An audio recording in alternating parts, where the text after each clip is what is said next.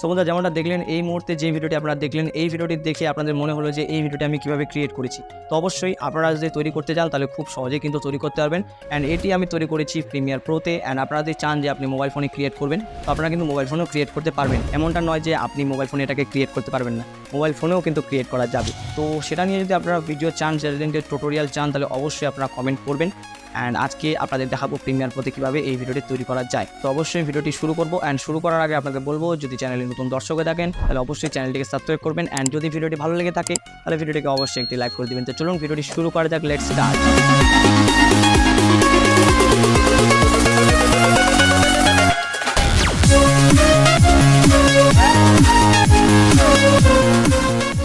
যেমনটা দেখতে পাচ্ছেন এখানে কিন্তু আমি প্রিমিয়ার প্রোটি ওপেন করে নিয়েছি। অ্যান্ড প্রিমিয়ার প্রোটি ওপেন করে নেওয়ার পর আপনারা দেখতে পাচ্ছেন প্রজেক্ট ফাইলটি।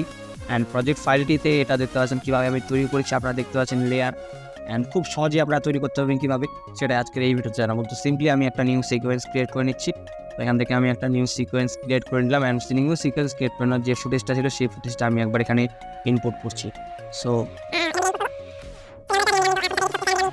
অ্যান্ড ইম্পোর্ট করে নেওয়ার পর এখান থেকে আপনাদের কী করতে হবে, জাস্ট এই ফুটেজটাকে আপনাদের ডুপ্লিকেট করতে হবে। তো এখন ডুপ্লিকেটটা করবো না, ডুপ্লিকেটটা একটু পরে করবো। কখন করবো, এখানে আপনাদের দেখতে পাচ্ছেন একটা লেয়ার উপরে আমি করে দিলাম। তো কী করতে হবে, এটাতে সিলেক্ট করার পর এখান থেকে ইফেক্ট কন্ট্রোলের উপরে দেখতে পাচ্ছেন। সো এখান থেকে আপনাদের মাস্কিংয়ে চলে যেতে হবে। এই যে অপাসিটি দেখতে পাচ্ছেন, এই যে এই রাউন্ড শেপের যে মাস্কিংটা দেখতে পাচ্ছেন সেটাতে সিলেক্ট করতে হবে। অ্যান্ড সিলেক্ট করে দেওয়ার পর দেখতে পাচ্ছেন এখান থেকে কিন্তু প্রায় কমপ্লিট হয়ে গেছে। অ্যান্ড এটা আপনাদের কী করতে হবে, বরাবর সেট করতে হবে। তো আমি আগে বরাবর সেট করছি, আপনারা দেখতে থাকুন।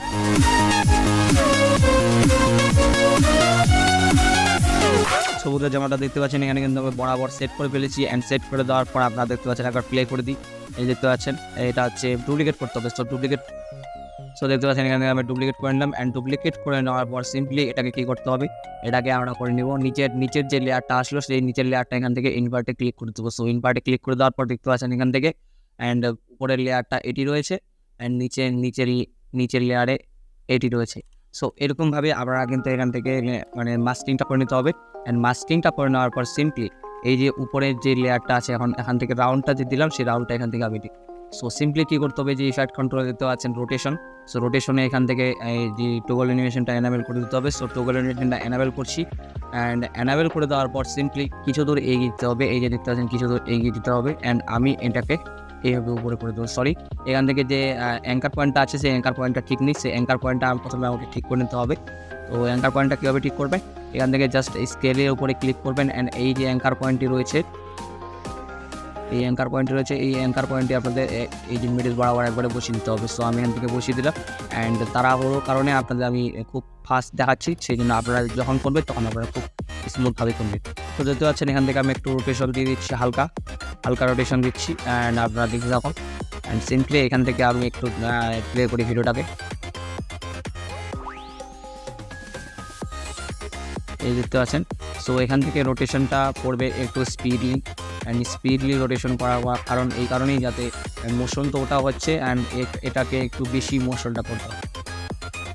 অ্যান্ড দেখতে পাচ্ছেন কিছুটা এরকম দেখতে পাচ্ছেন। তো এইভাবে কিন্তু আপনারা ফুটেজ থেকে যে কোনো সাবজেক্টটাকে মুভ করাতে পারবেন মাস্কিংয়ের দ্বারা।